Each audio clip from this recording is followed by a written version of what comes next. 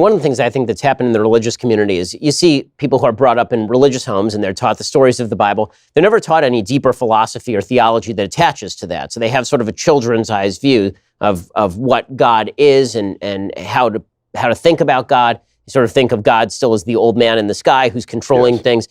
What in your opinion is the most reasonable proof of God? What have you found to be the most convincing proof of God's existence? Well, I think that those are two questions. For me, my favorite argument for the existence of God that I find the most compelling is a version of the cosmological argument, which goes like this. Whatever begins to exist has a cause. Something can't just come into being from nothing.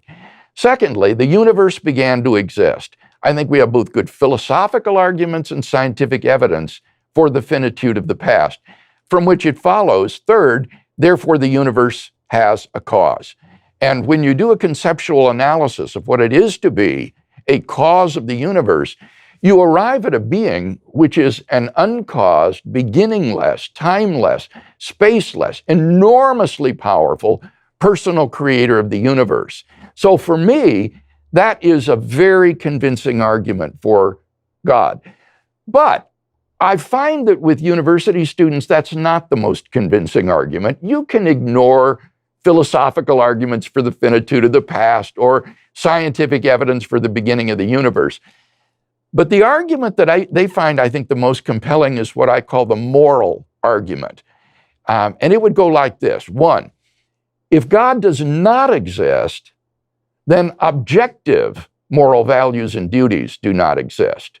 That is to say, in the absence of God, everything becomes socioculturally relative.